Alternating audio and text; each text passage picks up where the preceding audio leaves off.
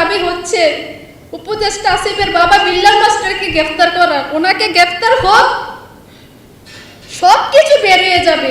আমাকে ধরে নিয়ে এরা বলছে যে আসিফ মাহমুদ বা আসিফ মাহমুদের বাবা এরা এই ইয়েতে জড়িত না, সেটা বললে তোমার কোনো ক্ষতি হবে না। তুমি কালকে সাংবাদিক আসলে তুমি এই কথাটা বলবে।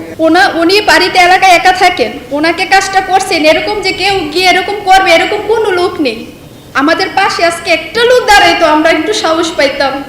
আমাদের পরিবার একমাত্র আমি ছাড়া কেউ নেই, আর আমার বোনটা তো বুঝে না এত কিছু। আমার স্বজনরা হারাইছি আমি। আপনারা বলেন একটা পরিবারে মা ভাই বোন যদি চলে যায় আর কে থাকে? 7টা বাচ্চা এতিম হয়েছে, সবগুলো আমার উপরে নির্ভরশীল। আমি কার জন্য কান্না করব বলেন? মার জন্য না, ভাইয়ের জন্য না, বোনের জন্য? আমি বাসায় খুঁজে পাই না আমার এই ঘটনাটা মনে হইলে। আমি ওদিন সাংবাদিক সম্মেলনে বলেছিলাম আমার বাবাকে ধরে নিয়ে জোর করে বিলের মাঝখানে পর্যন্ত ভিডিও করাইছে। আমি কিন্তু জানি, আমি বুঝতে পারছি এরকম একটা কিছু হবে, এটাই হয়েছে। এমনকি আমাকে তন্ন তন্ন করে খুঁজতেছে। এখন পর্যন্ত আমরা হুমকির মধ্যে আছি, আমাদের কোনো নিরাপত্তা নেই, কোনো নিরাপত্তা দিচ্ছে না প্রশাসন। আমি আমার ছোট বোন 2.5 ঘন্টা পুলিশের সহযোগিতা চেয়েছি, ত্রিপুল লাইনে ফোন দিয়েছি, কোনো সহযোগিতা পাইনি। বাঙ্গারা থানা থেকে পরিবারে আসতে সর্বোচ্চ একদম যদি যানজটও থাকে 15 মিনিট সময় লাগে। সে জায়গার মধ্যে 6টার পর ঘটনা শুরু, তারা 9টার দিকে পুলিশ আসে। এখানে আর কোনো কিছু বলতে হবে আমার মনে হয় না। আমি বাঙ্গারা থানার ওসির উপর সন্তুষ্ট, আজকে ওনার জন্য আমি আপনাদের সামনে আসতে পারছি। কিন্তু উনি সময় মতো আসেননি, আর আমি ওনাকে কল দেইনি। আমি কল দিয়েছি এসআই নাহিদ। আপনারা এসআই নাহিদ এবং আমার কল লিস্টটা যদি তুলেন বুঝতে পারবেন আমি কি পরিমাণ সহযোগিতা চেয়েছি। উনি বলতেছেন আসতেছি, 5 মিনিট একটু ওয়েট করেন, আপনারা কোনো রকমে বাঁচেন। এটি কি কোনো কথা একটা ডিপার্টমেন্টে? আমাদের ঘটনাটার পর যারা আপনাদের মতন সাংবাদিকের সামনে বা মিডিয়ার সামনে যে বক্তব্যগুলো দিয়েছেন, যেমন মুস্তফা পরিবারের, তিনি বলেছেন যে আমরা গতকালকে সন্ধ্যায় সিদ্ধান্ত নিয়েছি এই পরিবারকে একদম শেষ করে ফেলব। এটা আপনারা দেখেন, যারা বক্তব্য দিয়েছেন মিডিয়ার সামনে তারা কিন্তু ঘটনাস্থলে ছিল এবং কি এটার সাথে জড়িত ছিল, তারাও কাজটা করছে।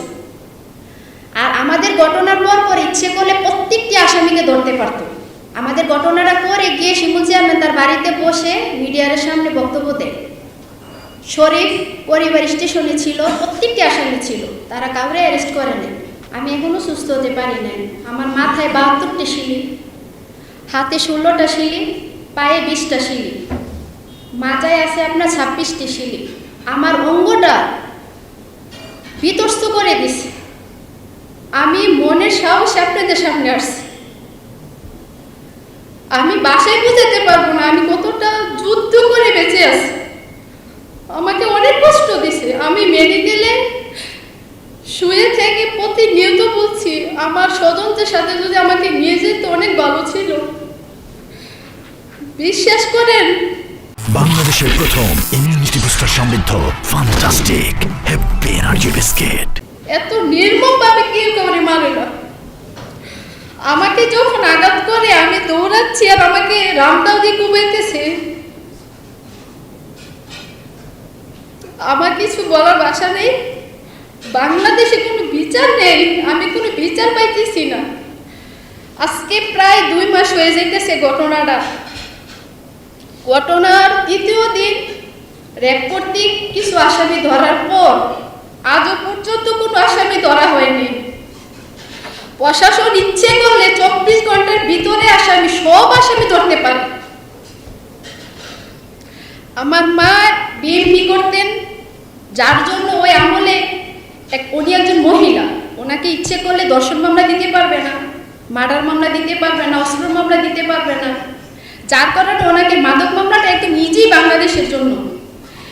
বাঙ্গারা থানায় কোনো মাদক মামলা হলে রেফারেন্সে ওনার নাম দিয়ে দিতেন। আপনারা তদন্ত নেন যে কয়টা মামলা ওনাকে 1 নম্বর আসামি আছেন, মামলা এফআইআরে ওনার নাম দিয়ে দেন।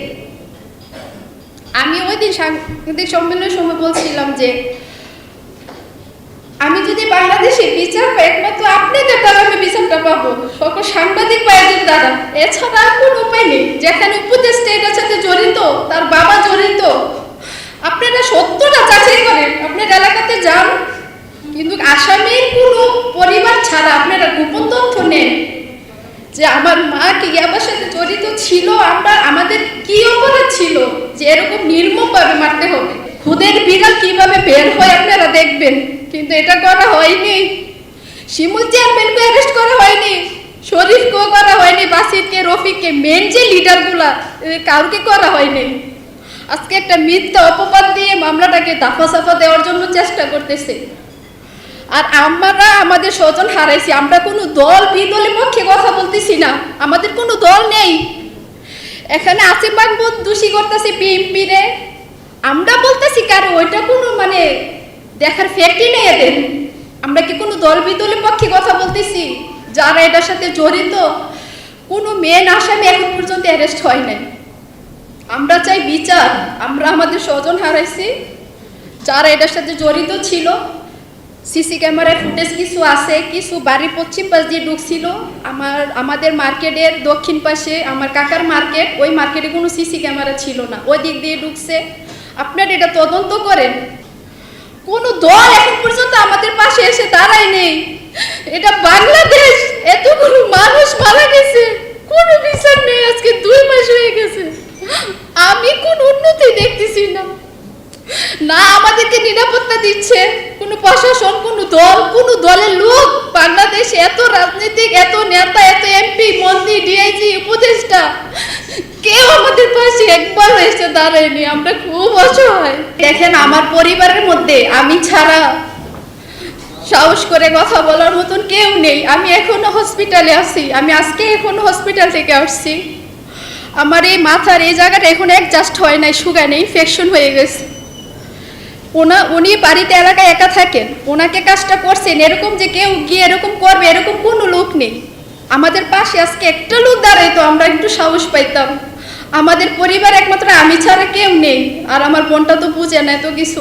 আমাকে উঠায় নিয়ে ওরা বলছে যে তুমি এরকম একটা বক্তব্য দাও, হ্যাঁ আসিফ মাহমুদের বাবা এটাতে জড়িত না, এরকম বললে তোমার কোনো আর আমরা ক্ষতি করবো না। আমাকে ফোনও দিছি, তারপর আমার উঠায় নিয়ে এসে বলছে যে তোমার আইনগতভাবে কোনো ক্ষতিগ্রস্ত হবে না তোমার। এরা আমি বাধ্যতা হয়েছি, আমার ফ্যামিলি আমার তো সবারই ক্ষতি করে ফেলবে, মেরে ফেলবে, এরকম হুমকি দিছে। পরে আমি বলছি যে ঠিক আছে, আমি এগুলো বলছি। আমাকে রাতের বেলা নিয়ে গেছিলো, রাতের বেলা নিয়ে আমাদেরকে এক ফসা জায়গাতে নিয়েছিল, ওরা ইয়ে করছে। আর যারাদের আছে এরা ফেস এমনি চিনি, কিন্তু আমি নাম জানি না, এরা দূরের। আমাকে ধরে নিয়ে এরা বলছে যে আসিফ মাহমুদ বা আসিফ মাহমুদের বাবা এরা ইয়েতে জড়িত না, সেটা বললে তোমার কোনো ক্ষতি হবে না, তুমি কালকে সাংবাদিক আসলে তুমি এই কথাটা বলবো। তা আমি লাস্টে বাউন্ড হয়েছি, ঠিক আছে জান, আমি বলবো না, আমাদের যেন ক্ষতিগ্রস্ত না হয় আমাদের ফ্যামিলি। তাই আমি দিনের বেলা ওরা আসতে পারতে আমি বলে দিচ্ছি যে হ্যাঁ এই আসিফ মাহমুদ বা আসিফ মাহমুদের বাবা এই খুনের সাথে কোনো জড়িত না, এরকম বলছি। তারা জড়িত, আর আমার জড়িত না তাহলে আমাকে উঠাই নিয়ে সেটা জোরপূর্বক এসে না, তো ওরা ক্ষমতা আছে, এত বড় ক্ষমতাশীল লোক, তাতে যে কোনো মুহূর্তে আমাদেরকে ক্ষতি করে ফেলতে পারে। আমি হসপিটালে, উনি এলাকায় থাকেন, ওনারে ধরে নিয়ে কাজটা ঠিকই করেছে।